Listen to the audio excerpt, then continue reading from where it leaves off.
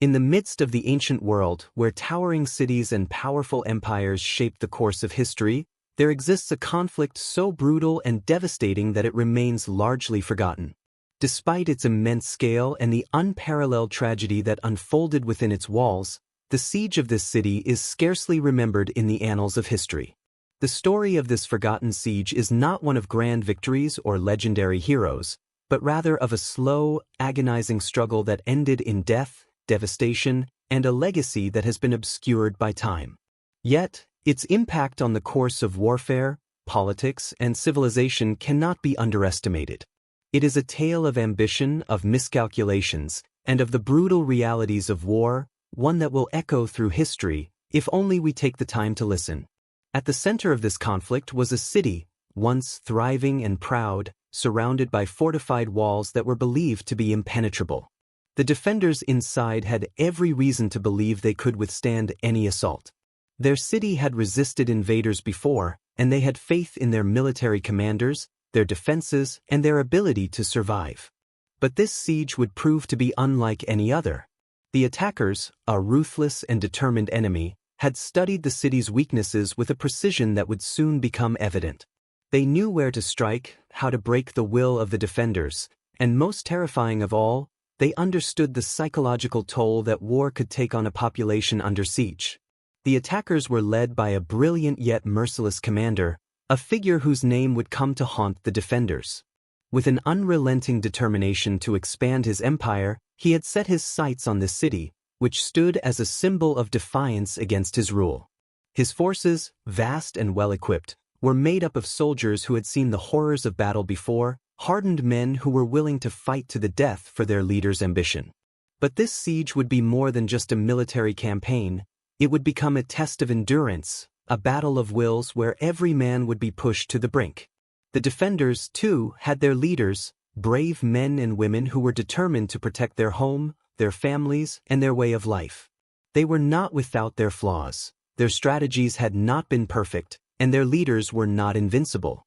But they had a deep connection to their land, a bond that made them willing to fight to the last breath. Yet, even with all their courage, the defenders could not have anticipated the brutality that was about to be unleashed upon them. What began as a hopeful stand would quickly turn into a nightmare, as the attackers launched their devastating assault. The initial days of the siege were filled with a mixture of anticipation and uncertainty. The defenders fortified their walls, prepared their weapons, and braced for the worst. They knew the enemy was coming, but they could not have known just how far the attackers would go to break them. For the attackers, the siege was not just a military operation, it was a psychological game. They understood that breaking the spirit of the defenders would be as important as breaking their defenses. They began by launching small skirmishes, testing the defenders' readiness, pushing them to the limits of their endurance. As the days stretched into weeks, the tension inside the city began to mount. The defenders, trapped within their walls, faced the harsh realities of life under siege. Food and water grew scarce.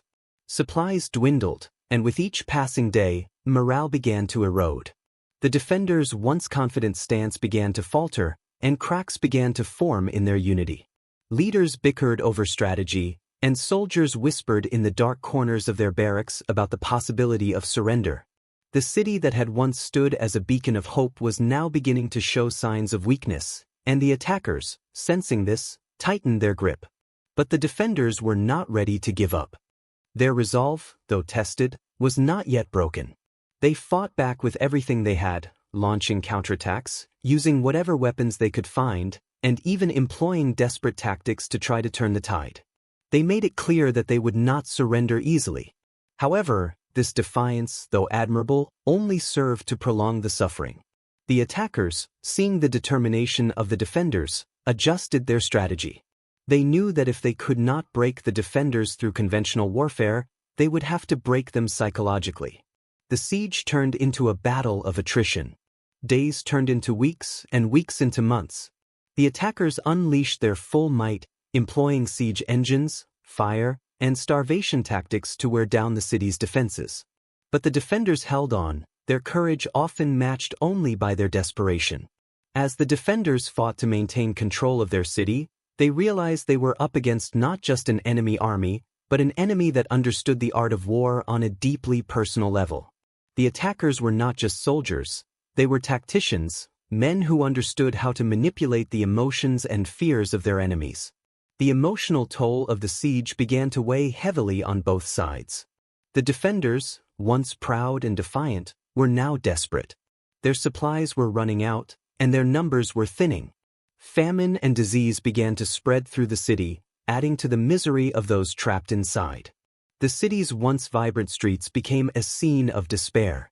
Women, children, and elderly citizens who had once lived in relative safety now found themselves exposed to the harsh realities of war. The soldiers, hardened by months of battle, began to question their resolve. Would they be able to hold out for much longer? Would they be able to protect the people they loved? As the siege continued, these questions haunted the minds of the defenders. For the attackers, the siege had become a game of patience. They knew that victory was only a matter of time. But as the siege dragged on, even their once confident commanders began to feel the strain. The constant battle, the weariness of the soldiers, and the toll of the prolonged siege began to take its own toll on their morale. The attackers, too, were not immune to the hardships of war. The once unstoppable force now found themselves in a battle against time, as they too began to question whether their strength could break the will of the defenders. As the days wore on, the siege became a test not only of military strength but of human endurance. The defenders, who had once believed in their invincibility, now faced the harsh reality that their survival depended on their ability to outlast the enemy. The attackers, who had once believed the city would fall quickly, now faced the harsh reality that victory would come at a great cost. Neither side could afford to relent, and the city became a battleground not just for land, but for the very will to survive. Every hour, every moment of the siege, carried with it the weight of history, and every soldier, whether defender or attacker, knew that their actions would echo through time. The seeds of the siege had been sown long before the first arrow was fired or the first siege engine was rolled into place. They had been planted in the hearts of men driven by ambition, pride, and desperation. But as the battle unfolded, it became clear that the consequences of this siege would be felt far beyond the walls of the city. The victors would be left to grapple with the aftermath, while the losers would be forgotten, their names erased from the historical record.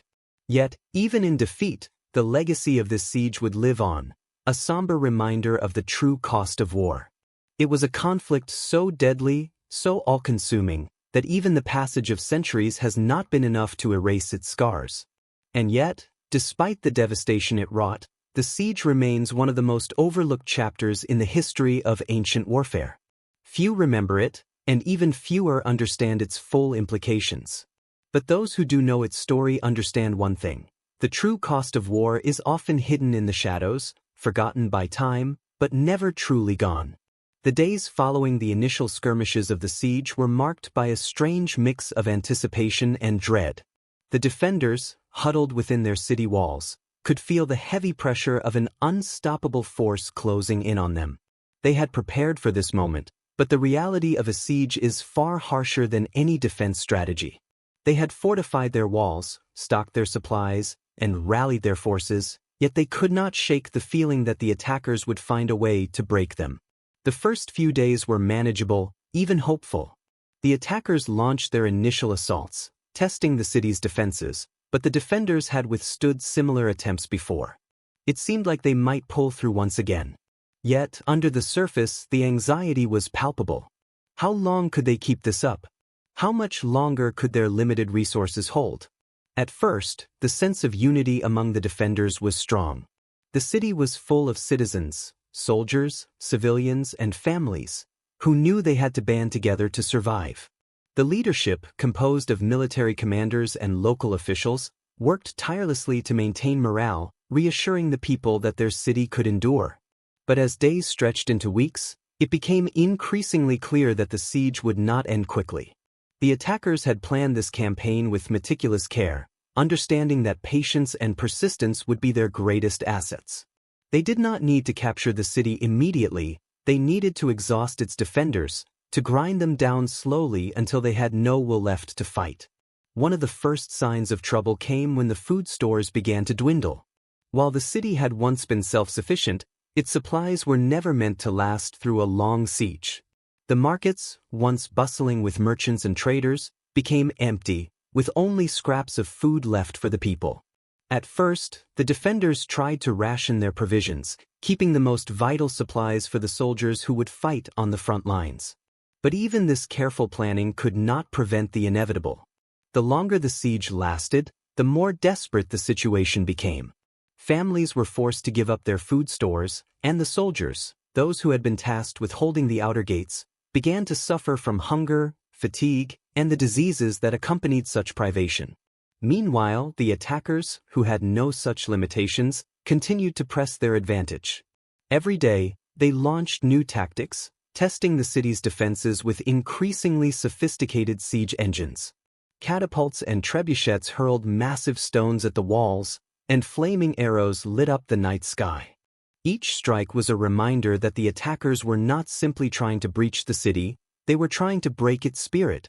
The psychological toll of these relentless attacks began to show. The defenders, once proud and confident, were slowly wearing down. Their ability to defend their city was no longer enough to compensate for the constant fear that gripped them. The leadership within the city, initially firm in their resolve, began to crack under the pressure. The military commanders, who had once been seen as infallible, began to bicker over strategies. Some believed they should counterattack, trying to break the siege with a swift blow. Others urged caution, suggesting that they should conserve their strength and wait for the attackers to make a mistake. But with each day that passed, the tension mounted. The defenders could feel the walls closing in around them, and with every skirmish, they began to lose a little more hope. Each day without a breakthrough was another day closer to collapse. Meanwhile, the attackers were not merely relying on brute force. They had learned from the failures of other sieges, adapting their strategy to exploit the city's weaknesses. They understood that the greatest threat to a city under siege is not just the physical damage but the psychological strain it places on the defenders. They used this to their advantage, launching attacks at all hours, even in the dead of night, to prevent the defenders from ever truly resting. The sounds of battle never ceased, hammering at the gates, shouting, and the crash of weapons. The relentless noise, coupled with the constant fear, took a toll on the defenders' mental state. It wasn't just the soldiers who were suffering, civilians, too, began to feel the weight of the siege.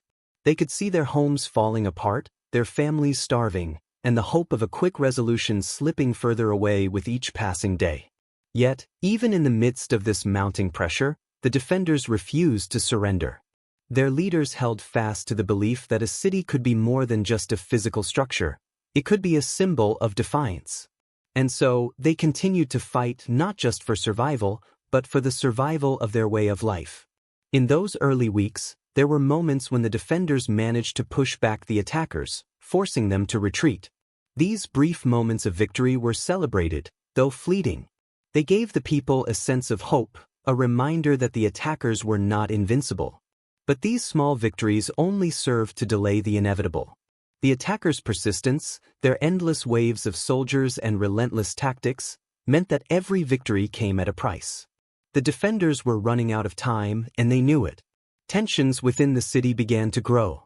Rumors spread of betrayals, of civilians hoarding food or abandoning their posts.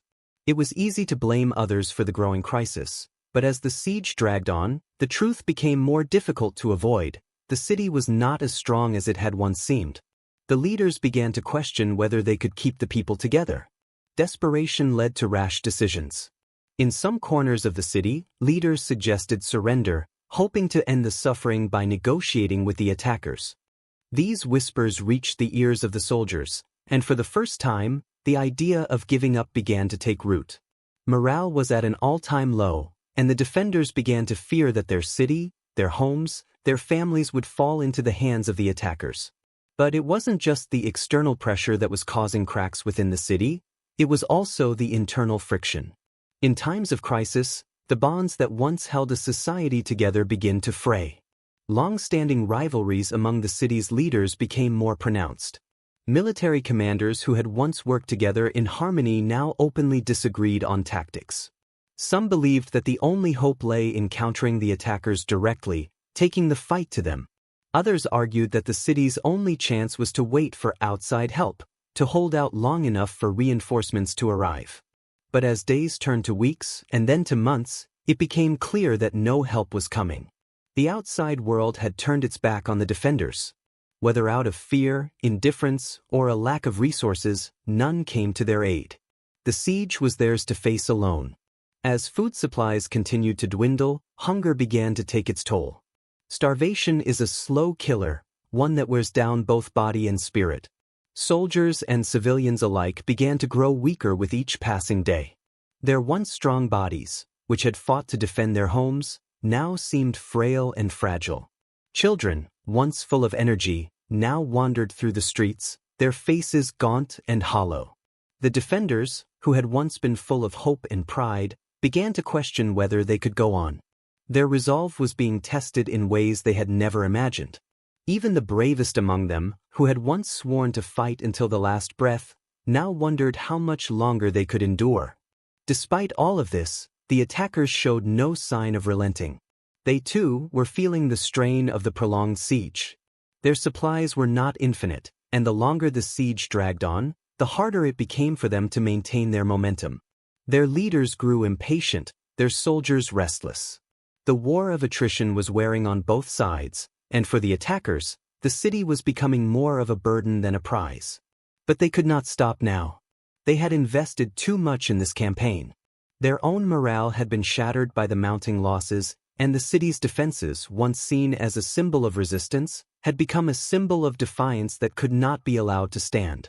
The stage was set for a battle of wills, one that would test the very limits of human endurance. The defenders, growing weaker by the day, still held on to the belief that they could survive. The attackers, meanwhile, knew that the longer the siege continued, the closer they came to breaking the defenders. Each day that passed pushed both sides closer to their breaking points. Both knew that only one side would walk away from this siege victorious. But neither knew just how high the price of victory would be. As the days stretched into weeks and weeks into months, the siege settled into a brutal rhythm. The defenders, once certain that they could hold out, now found themselves on the brink of exhaustion. The walls, which had been their greatest strength, were now beginning to show signs of wear.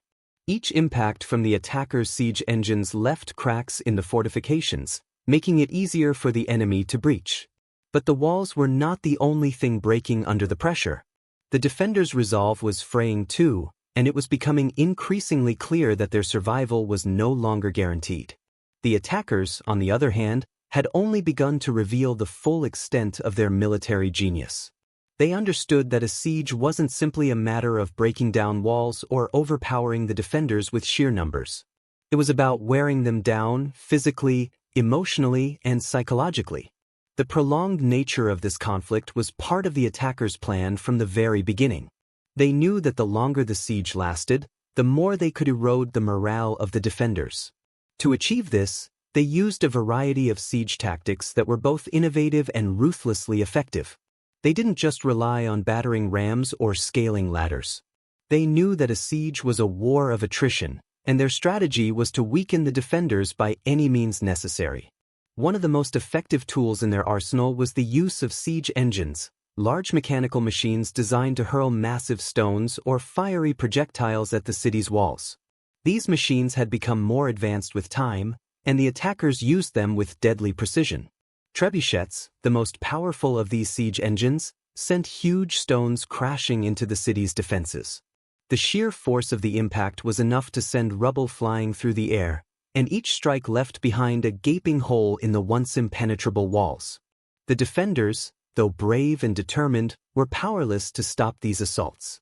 They had their own weapons, but nothing that could match the scale of the attackers' artillery.